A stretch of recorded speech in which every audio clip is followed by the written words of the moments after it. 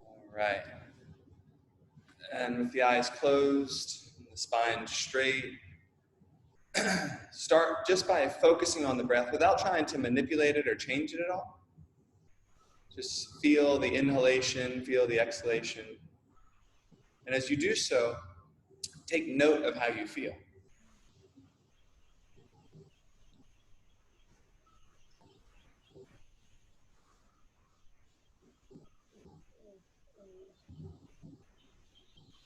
And then we'll share in the breath. Let's take a collective inhale and a collective exhale.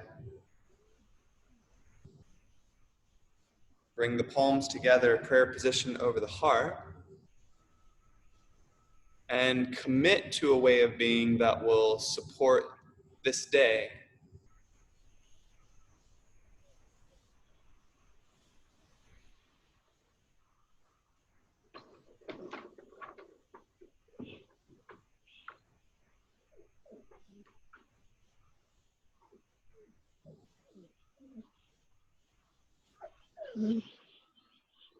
And we'll join our voices in one sound of peace, one Om.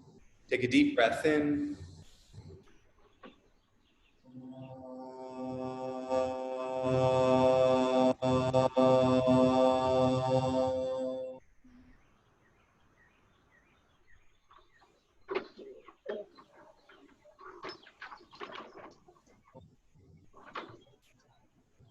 Relax your arms and open your eyes. Mute, everybody. Continue. Awesome. So, what's really cool, let me do this. Spotlight video. So what's really cool, I don't know who, one of you talked to Peggy and said, hey, you know what? You can do breakout rooms. And I don't know who it was, but thank you for that. So we looked into it, and now we have a breakout room feature, which basically virtually gives us the same capabilities that we do when we're all together. So we're pumped. We haven't used it yet. We figured out like the mechanics of it, but we'll test it out today. And so what that means is today, what we're going to be able to do is when we, in a moment, do the journal writing and sharing, we're going to try to break you all out into rooms. So each room will have 2 people, and you all can share, listen and share with each other, just like we were virtually, just like we were like together. And then later, when we do our practice teaching, we're going to break you out into these separate rooms, and you're going to be able to teach each other as if you were together inside of the hotel space. How cool is that? So I don't know who shared that or who did that or like which one of you is a secret tech genius.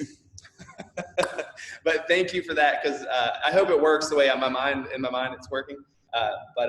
Anyway, we're super excited about it. There'll probably be some type of glitch. We'll hit some roadblocks, but we'll get through it. But before we jump into that, let's just do how is everybody with the craziness of this time, and how you guys hanging in there? Everyone doing good? So if you want, just unmute yourself if you're like, I got some shit to say. Feel free to say some shit. Except you, Ben. Oh, you're Ben now. I was gonna call you by your previous handle.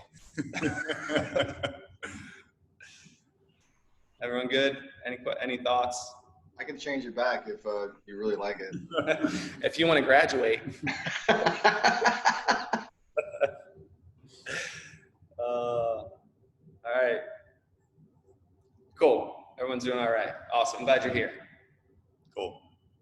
Yeah. So lately we've been grappling with the more work stuff and trying to figure out when to open up the studios again, and when we're allowed to, and when if we should try to push a little sooner than what they're doing, because it seems like our local officials have no idea what they're doing.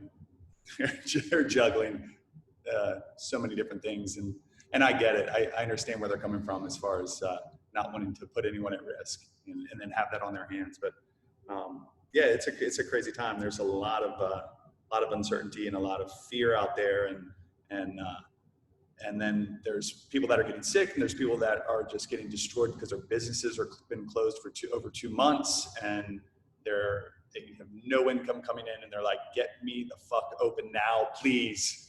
And you know, obviously our governor's doing whatever he's doing, but so it's a crazy time as far as the intensity of Share.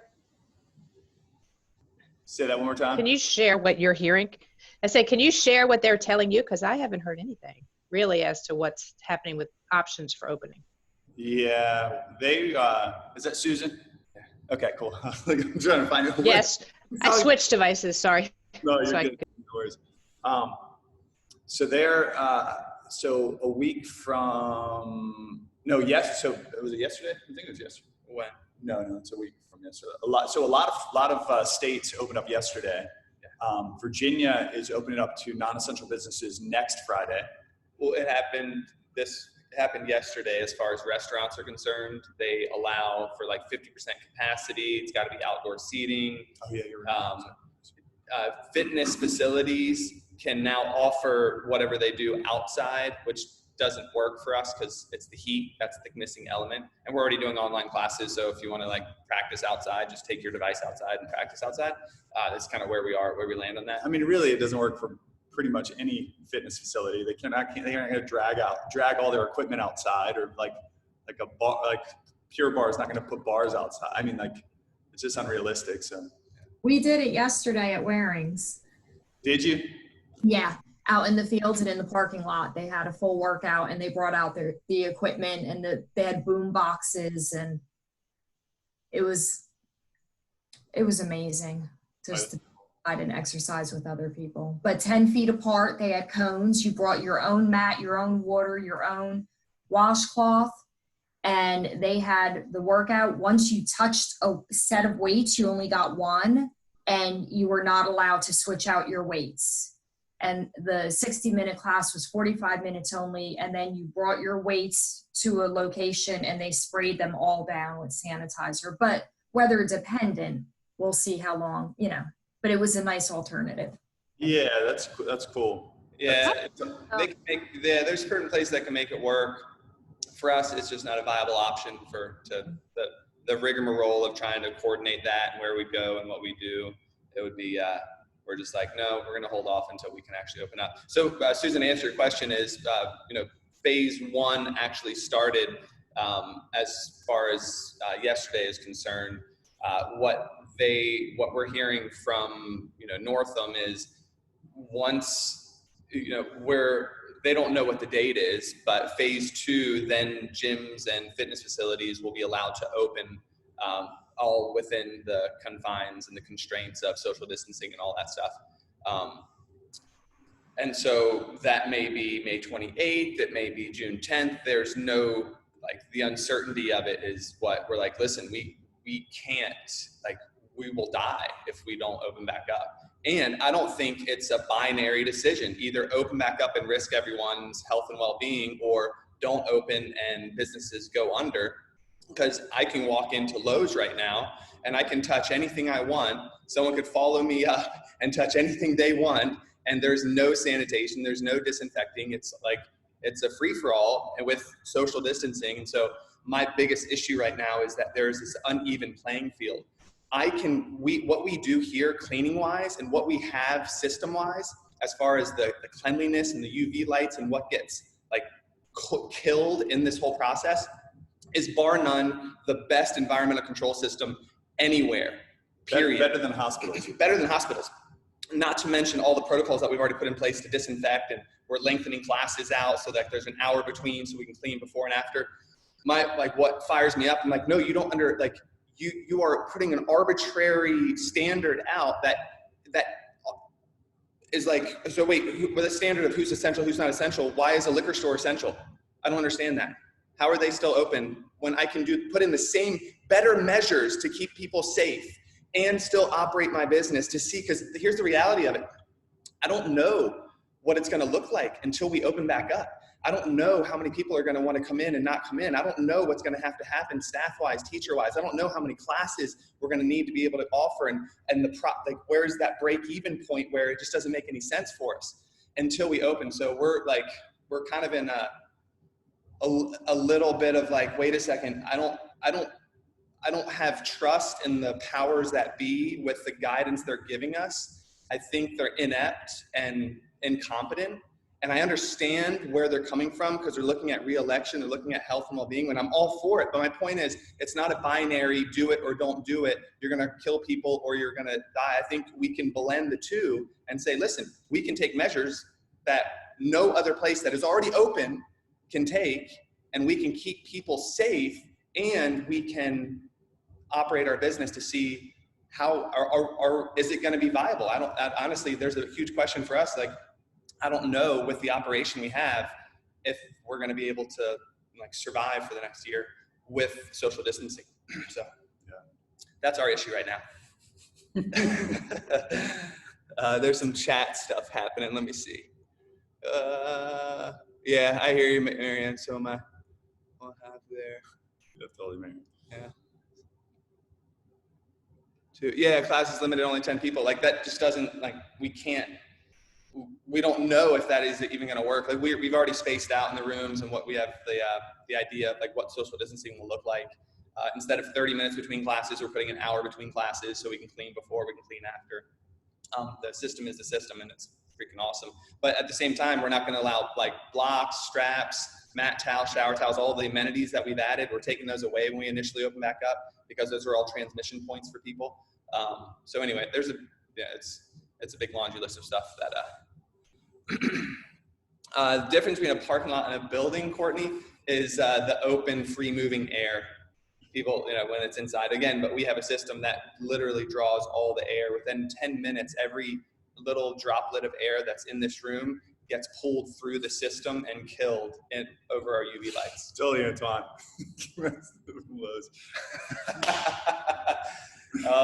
It's a crazy world, man. So I just don't like, so this is our issue is, so we may, right now we're looking at opening up before they tell us we can open up and seeing what are they going to do? What are they going to say? How is it going to roll? Just because. But specifically, we won't be open to the public. We're going to be open to private members, people that are actually members at the studio. So So you are private members. When we open back up, you will be able to. So we need to get in line now, is what you're saying? I hope there's Camp out in front of the studio. I hope there's a line. I don't know. We'll see. Yeah. I think a lot of all our, like you guys, all the diehards, I think you guys can be there and do it. But if you understood just the numbers of the business, like the diehards keep us like going and keep us like at a certain level, which is awesome. But at the same time, we need a good portion of new students coming through, and the reality of people's sensitivities to being in a group setting inside of a hot room. Although we know that COVID doesn't like heat and humidity. But anyway, that's all the stuff we're dealing with. It is just crazy. It's just crazy. My biggest fear before COVID was always like, man, I hope I don't make a decision that could adversely affect our business. And now it's like, oh, well, here's this thing that kind of, sideswiped us that we couldn't have any control over. So now we got to figure it out. Elizabeth, exactly. Elizabeth brings up a wonderful point. If we were to really get enough tests done and see who has already had it, and they were just asymptomatic, all of a sudden you would see how low the death and sick rates are with this thing. And this is the crazy part of it, guys, is that we're not getting enough testing going on. They actually did it in Santa Clara County in California, and they did this. They started testing everybody, symptomatic or not, but they were testing for antibodies. So there was a specific name for the test to see if they've already had it. And they went from 1,000 confirmed cases went to, upwards of like close to 80,000 confirmed cases. 80,000 people have had it already. And all of a sudden, this is like what Elizabeth is saying, the death rate dropped from like 3% to like 0.02%. And so the sick rate and the death rate all of a sudden went to like, I mean, what is that? That's 99.8% of the people. Anyway, it was crazy shift in the numbers. But I also agree with Ben, like we should practice at Walgreens and COC. You can get 40 people in there and, right? It makes logical sense. It's crazy. Yeah, totally. Yeah, exactly right. But the problem is people aren't updating the information that has been gathered around the country of like actually how low the death rates actually are, how low the sick rates actually are. Yeah. Thanks, Liz. It's serology. I'm probably not pronouncing it right. Serology testing. Yeah, to see for antibodies, right? Yeah, and listen, like here's the reality: statistics are subject to what you choose to put into the statistics. There's, are you taking like in Florida? There was this big hoopla over the last week of I forget, like the state has their own statistics, and then like the federal government has separate statistics, and they're using different data. Are they incorporating all deaths, everybody in relationship to the COVID deaths, or are they just using people who actually had the sickness and died from the sickness? If you change that number, you're going to decrease the death rate. So this is the problem with statistics, is that unless you know all of the details of it, then you don't know the efficacy and the like how valid what you're hearing is. But everyone who's putting out statistics has an agenda for those statistics, and hopefully not, but I imagine most people are. Well, that's what Liz was saying. It's the mainstream media has an agenda. I mean, all media channels have agenda. They want viewers, they want eyes, right? And so this is why we get sensationalism. This is why we get, this is why they focus on the most negative parts of every single story, because that gets more eyes. It's dollars for them. So. Yeah, it's crazy. So, what I also know is that staying inside and wearing masks is not good for your immune system. If you're healthy, our immune systems are what is called anti-fragile, meaning the way they get better is by being exposed to more of viruses and bacteria so that it can build its own antibodies. And being inside lowers our immune system's capability of doing that. Wearing masks and not subjecting yourself to the outside air and the sand of the beach and walking through a park where all of this stuff is happening, like it's not good for us long term. And so, so anyway, my point is like at some point, cautiously, I'm not on the conspiracy theory side, like to the degree that like I hear a lot of like people in the yoga world go. Because that doesn't help me. Like we have to be. Here's something that we can all focus on: is like be on guard of what you choose to focus your attention on, because that will dramatically affect how you feel and what you're capable of doing in this scenario. And so John and I are like, listen, I hear it. I've watched some videos about it, and I'm like, I don't put it past anybody, because I know people, like, for whatever their own agenda is, money, power, like they do some evil shit sometimes. And so I'm like, okay, but how can I work in this world? I can only do what I feel called to do to help people in the way I can. And so our point is, like, we have to make a decision for us to operate our business, which we know is so helpful for people, in a way that diminishes the risk of people getting sick, but also allows people to come in and start living their fucking lives, because we have to start living our lives again. And so I don't think it's a binary decision. I think we can do both, but our leaders are idiots. And so we have to then break the law to be able to run our business, which we're fine doing, because fuck them. And I understand on that. I understand from the leader's perspective. They don't want to get more people sick. They don't want to make a decision and have people die and then get flagged for that. So yeah, it's hard. Yeah, totally. And Melody, just look into it. The actual death rates are way lower than what they've said. The young, actually, if you look into the data that's out there now, the young are not dying from this. The immune compromised people are the ones that are like being the hardest hit, and understandably so. They should quarantine themselves. They should wear masks. They should be inside and keep themselves safe from this virus. But the degree to which it's been expressed, like the death rates are going to be 2 to 4%, is not bearing out in reality at all, period. No way, Kelly. I do not want to be president. I don't even want to be governor. No, but thank you. Yeah, no, we're too reasonable. For an older patients, for those. Yeah, and look, I mean, look at Italy. They had an older population. They they had systemic issues with certain immunocompromised diseases that were already present with an older population. They were like, and they didn't take measures. If you look at it, like when China was locking down, Italy was having a parade. Like when Italy was locking down, France was having a parade. Like literally thousands and thousands of people getting together in the streets. And so you can see how the transmission happened if you just look back at it. But anyway, my point is just know the facts. Don't get afraid. Don't listen to media and be afraid by it.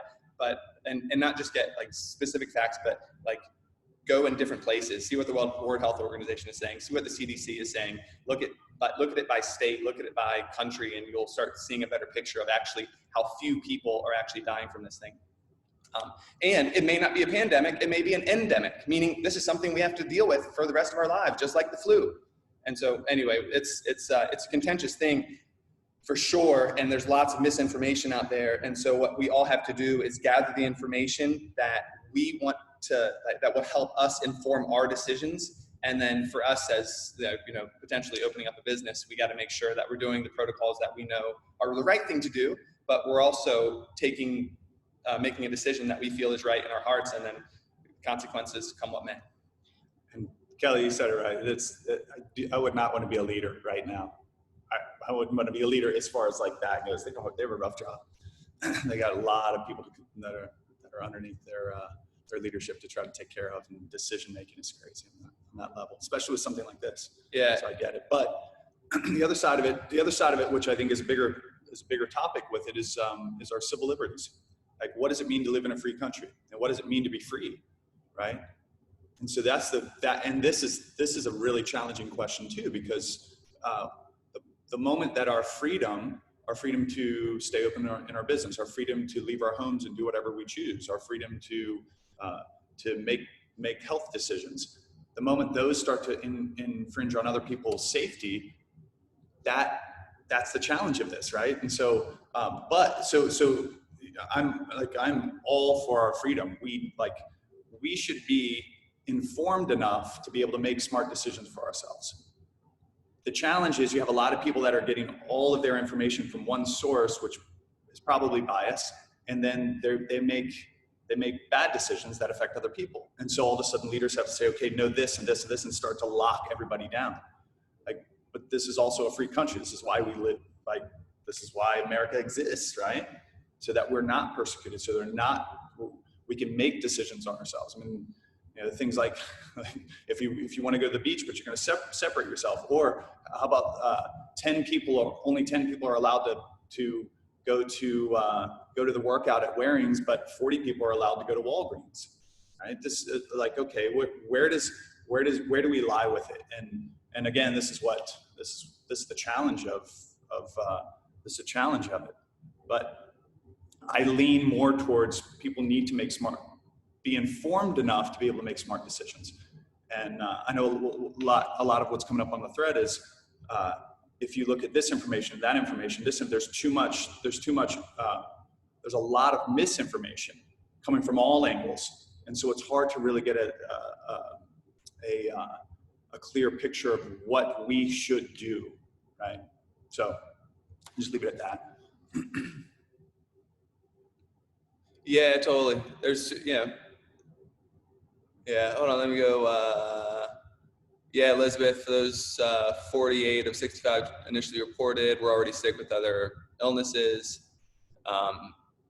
It's complicated to understand the week, no doubt. As far as the yoga practice goes, this is from Ben. This crisis as a whole is apropos lesson in the power of the limbic system and succumbing to emotion, becoming lost in the fear response and the power of practice of awakening. Exactly right. This is why we're like, oh, this is yoga. This is our chance to practice yoga, like on a real level, not on our mats, but actually in our lives, to choose what we focus on, and then to reclaim our power, to not get lost in this like super primitive reptilian brain just getting freaked out and fearful, and say, please just tell me what to do. I give you all of my decision making. You just tell me, and then I'll live my life that way. It's saying, no, I will gather the information and I will make a decision based on what I choose to do. Period. And for me, I'm not going to be afraid. That's why I don't listen to a lot of the shit people say and what they do. I'm like, I want to look at the facts. And like Antoine, I know like World Health Organization, probably not the best organization to find the facts, but my point was just simply gather information from different sources and you'll start to see the leads inside of the information, what's actually true. But again, you got to do the work to do it. To that point, I don't want to drag on with this too long. We're getting into like political religious debate, the equivalent of that. But just the other day, the World Health Organization had an article about how healthy people should not wear masks. Asymptomatic people should not wear masks. And they went on to say how because of X, Y, and Z, all and they said that out in the community. But then they've also, or I don't know who said that everybody should wear a mask now. I know it was either CDC or the World Health Organization, but there was literally an article that was recent that they talked about how healthy people shouldn't be wearing masks at all for X, Y, and Z reasons. So this is the same thing, guys. You're getting, not only are we getting different messages from different sources that contradict each other, but we're getting messages from the same sources that contradict each other. It's so crazy. Yeah. So you see how this can be contentious. Kelly, it's about both, because yes, it's a public health issue, but when the government tells me I can't do what is in my right as an American citizen to do, that you cannot infringe upon my ability to do what is rightfully mine to do, it then becomes a civil liberties issue. That's my point, is that it's not civil liberties or public health, it's both. I have a right to operate my business in a way that will not expose people to this public health crisis and expose them to, further whatever the hell people are afraid of, like getting sick or not getting sick. But then you have to look at the data, like who's actually getting sick and who's actually dying. And so it is a civil liberties thing, because someone's telling me right now that I can't do what is in my right to do as an American citizen. So it is a civil liberties issue and it is a public health issue. And that's that's why we kind of started this. It's like, this is what we're grappling with right now, is where do we land and how do we continue to do what we know is in our right to do without exposing people to becoming ill from doing what we know is in our hearts to do. And so it's both, honestly. Yeah, it's tough. There's no right or wrong answer. And the last thing I'll say is that's why this is the power of the practice, is we listen to our intuition and then we become daring enough and trusting enough to do as we are prompted to do, come what may. Again, we're not like just saying, hey, we're filling the classes up with 40 people. Fuck social distancing. This is a conspiracy. It's all bullshit. It was planted and injected into us. And that Zoonosis thing just got accelerated, like all that stuff. I'm not going there, but what I am going is like, hey, we have to make a decision based on what is best for not just us, but for the public and for for everybody. And this is what we're grappling with. So anyway. And here's what it comes down to, guys, is and I honor everyone with this, but if I have, it's easy for me to have a business that's going under because I haven't been open in 2 months, to say, this is all bullshit, I got to get open. It's easy for me to say, I just got fired from my job, I haven't worked in 2 months, get the economy open right now. It's easy for me to say, I'm at home, I didn't get fired, I'm working from home, I'm making the same salary I did before, let's all don't open the economy, let's not work, everything's cool. You can see how it's all based off of our particular situations, right? And everyone's right, right? Everyone's right, I get it. But it magnifies the path forward based off where we are now, and this is what we teach, right? Where you are now, your perception and what you're experiencing in this moment is giving you the lens of, this is the right thing to do. It's definitely the right thing to do if I'm working at home and making the same amount of money. Don't open the economy, it's too dangerous. Everyone go out and get sick. But if somebody's on the verge of not being able to support their family, they're going to resort to other tactics to get them to feed their family, guys. You guys see where I'm going with this, right? It's all based off the life we're living in the moment and the experience that we're having from this. It's easy to say, we should open the economy because X, Y, and Z, and it's easy to say we should not open the economy. Everyone should stay at home for another month or two if my situation is this, right? So it's challenging, guys. It's a challenging topic, but it's like religion. Yeah. Yeah, I totally agree, Elizabeth. I mean, what she wrote, there's significant public health issues that are already emerging because of everyone being quarantined, right? Yeah. They're unemployed, no health insurance, can't buy food, not going to the hospital, dying from other things because they feel they're afraid to go. Depression, anxiety, suicide rates rise. Yeah, it is exactly right. And this is our point. It's all about balance, really. And and that's what we're saying. Like, there's a way of operating. We can open back up, and we can do it cautiously, and we can do it safely, and we can start seeing the reality of what happens when we start going there. And let's do it in a reasonable, safe way. Antoine, I feel you too, man. It's like, this is why John went to civil liberties. The bigger concern is what happens when people are afraid is they allow their liberties to be taken away. And then all of a sudden our democratic republic becomes not a democratic republic. So, yeah.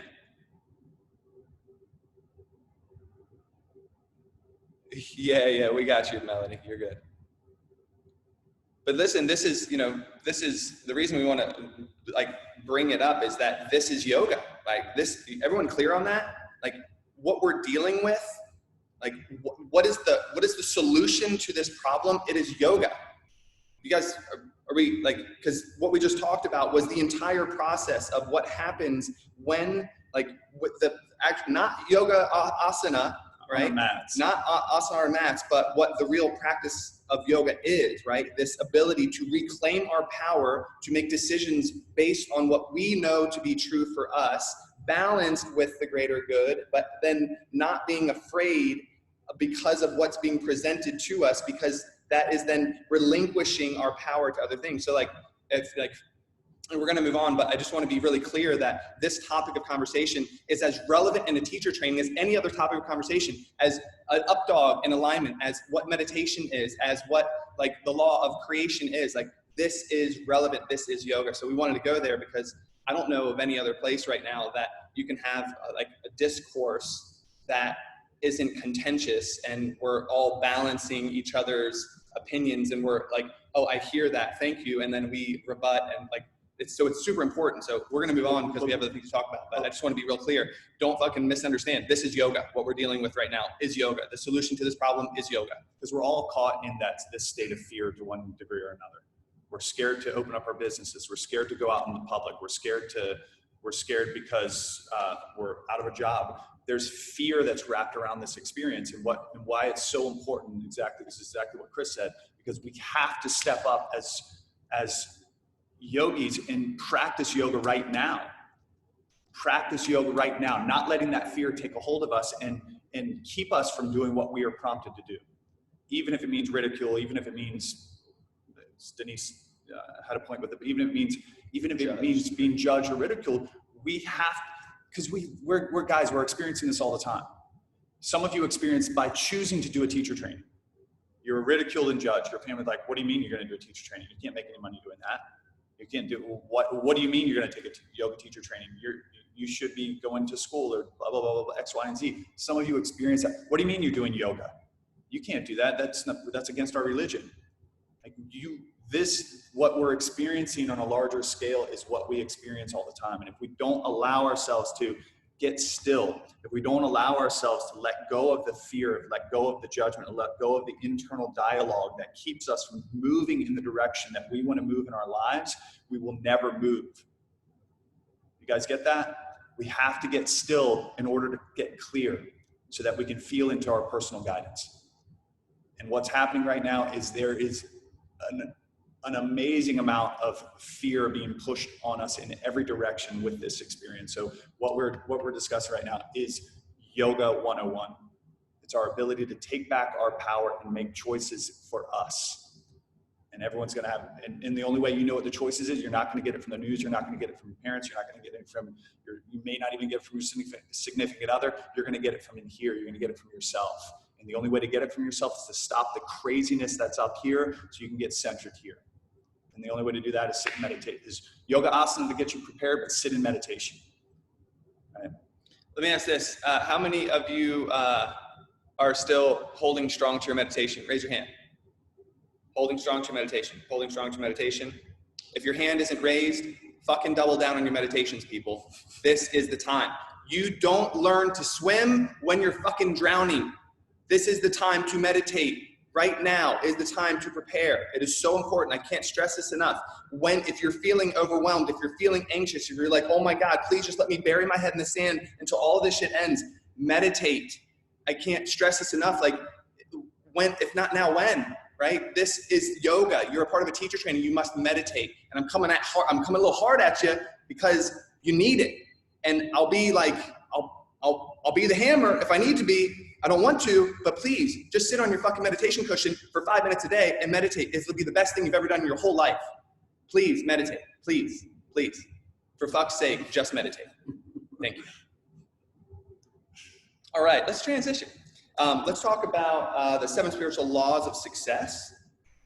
We didn't journal about it, but we read about the law of karma, right? The cause and effect. Cause and effect.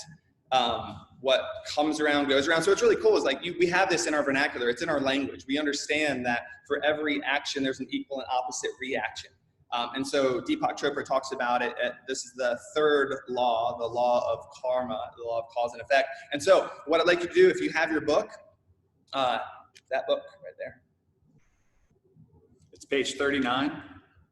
It's actually 37. It's actually page 37 is the very first page. There's obviously a good quote on there. If you read it, but it was a little while ago, because you may have read it right off the bat, you can go to page 49, and it's applying the law of karma. And you can read the cliff notes on that and get tuned up on a little bit. And as soon as you feel good with it, you're ready to go ahead and journal. So open up your journals and let's do a journal entry. The 3rd law of karma. While you're doing this, I'm going to try to set up these breakout rooms so we can share with each other. So do your thing, and I will do my thing.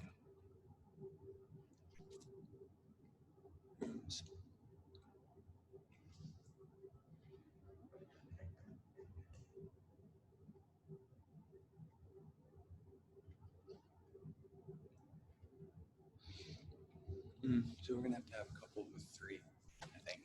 There's 24. I'm gonna say 2 to 3. Should work out perfectly. Right? Into 12 rooms. Change the 9 to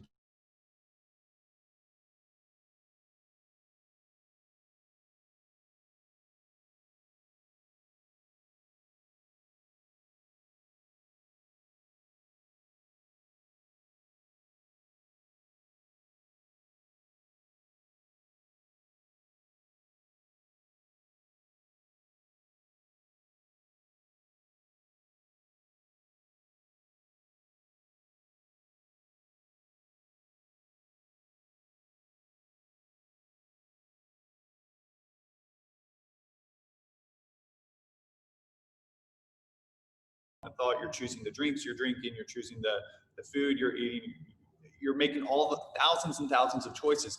These choices will guide us in a direction in our lives, right? These choices that we make in the present create our future self. And so if we're not conscious of the choices we're making, and this is the problem with being caught in the mind, is we don't make conscious choices.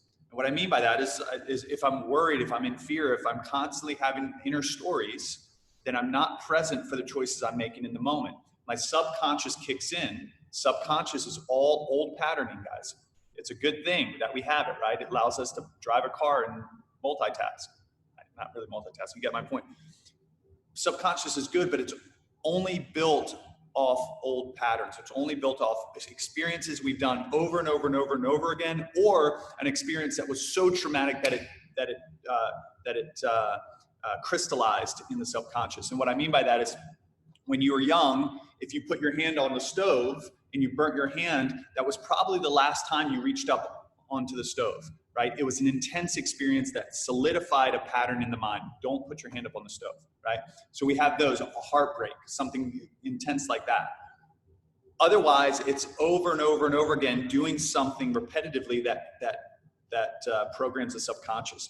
If we are not present in the moment, the subconscious drops in the patterns. It drops in the reaction. And what is that? That's just our old self.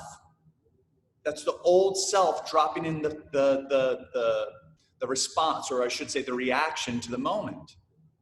And so we then develop the same, it's not really, but the same circumstances in our life over and over again, because most of us are not conscious. Most of us are so stuck in our heads all the time that we're not making conscious choices. We're not getting very clear on the direction we want to take our lives, and then choosing in the moment the choices that are going to guide us in that direction. Does this make sense? Right? It's the law of karma. We have to decide, we have to empower ourselves first by being present enough to be conscious of the choices that we're making moment to moment, so that we know this is where I'm going. This is what I want to do. I want to start my own business. So what does that mean? That means that in this moment, I'm going to make this choice that's going to guide me in the direction of starting my own business. I want that significant person to be in my life. That means in this moment, I'm going to make a decision that guides me in the direction of having that significant person in my life. Does this make sense, guys? We are creating our future self in this moment by every single choice we make. And if we don't get conscious of our choices, we're going to create the same future self and the same experience. And the reality of it, if we're not willing to be uncomfortable, then we will just stay in the comfort of what is known. And so remember, like, the known is comfortable simply because we've experienced it before.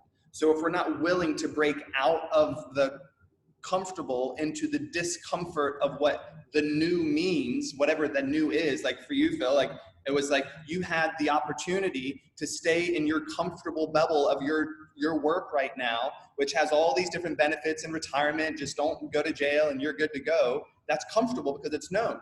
And you know that's not what you want. And so you had, whether it's uncomfortable or not, you had to make choices that then, like, here it is. Here's a choice that was a cause, and it had these effects of, now I have all of these other choices to make to keep walking down this path of being uncomfortable.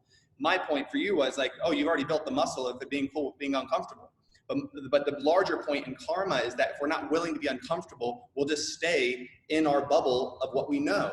And that means you'll just keep repeating your old self over and over and over and over and over again.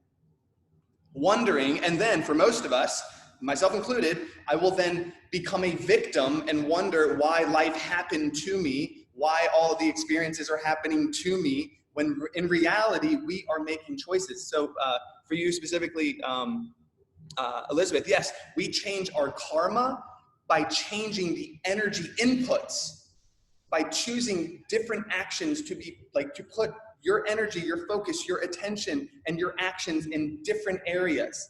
And all of a sudden, what will happen then is you're not repeating, you're not going to get the same effect because you've chosen a different cause. You've caused this to happen, so a different effect will happen, right? Phil would not be experiencing the struggle of having to open up an LLC had he not chosen a different path from his current path. You guys, does that make sense? It's really, really important because karma is like real quick. The craziest thing in all of this, when I first signed up, I had 3 options. It was like, hey, is your life caged, comfortable, or charged? I said, shit, all 3. And like, I remember Peggy, like, okay, I don't know, but even though the military is comfortable, I realized it's unhealthy for me because that's my caged part. Like, I'm caged. I'm so confined in who I can be, who I am, based off not only myself but my peers getting in my head, and then like what I can and can't talk about, and like with like social media and like the job that I have, and also being confined with like time. And now that I'm like, man, that's really comfortable, but that was my caged answer. Like, the only comfortability is the stability of having like financial stability, kind of. So I'm just gonna go make that shit myself, is what I said instead. I was like, wait a minute, I can go do whatever I want. I was like, I can travel, I can do this, and I got a couple things going on. But I was like, wait a minute, all I need is financial stability enough to like be able to afford plane tickets and a backpack at the very lowest like level. But I was just like, that's my comfortability. Like, so let's go get that shit. But then I'm taking the cage away, and then all these things are starting to fall in line. So it's really interesting. And like out of the past 2 years, if I have changed how I interact with the world and like my energy with people and like expectations, like you were talking about, like in your actions, and then it'll start to like set you up. Like it was a little delayed for me, but like my buddy from IBM was like, I was talking to him the other day. He's been there forever. Like I'm not sure where he is in the corporate ladder, but I was like, hey dude, you guys ever have motivational speakers? And he was just like, no, it's boring. I'm like, really? You work for IBM, the largest company in RTP, and no one ever comes and talks to you guys. I said, cool. I just need to get your manager's number. I'm gonna give him a call. And he was just like, really, that easy for you? And I was like, sure, why not? My mom said it never hurts to ask. And like, so yeah, I'm about to hit those guys up. I reached out to my school. It's a Division I, won multiple bowl games the past couple of years, and I was like, hey dude, my name's Phil, blah blah blah. It's, cool, like insert title and like whatever, and like, okay, now that got you hooked. Now read the email. Like, I want to come talk to you guys. Cool, no problem, man. Hopefully we get a season this year. It's like things are just like lining up, or people are reaching out to me. There's plenty of people like in this group that are on this right now that have reached out.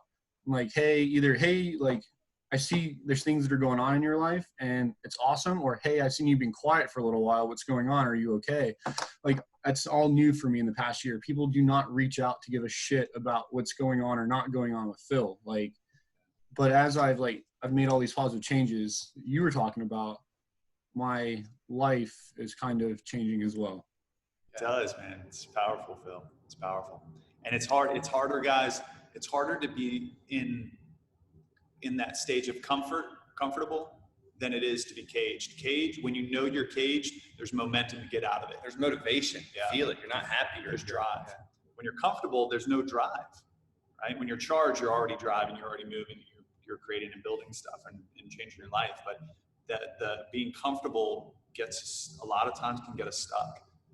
Caged, when you know you're caged, there's drive to get out of it. So anyway, so it's powerful. Thank you for sharing.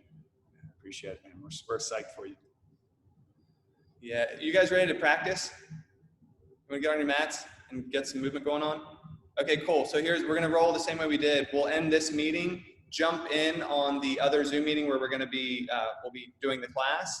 And then right after that, jump back into this one and we'll all meditate together. And then if there's any lingering, there's some comments inside of the thread that I want to touch on, but we'll do it afterwards. So if there's any other thing, we'll give a moment when we get back just to touch on any little points of karma for you if you have anything specific you want to talk about. Sound good? Cool.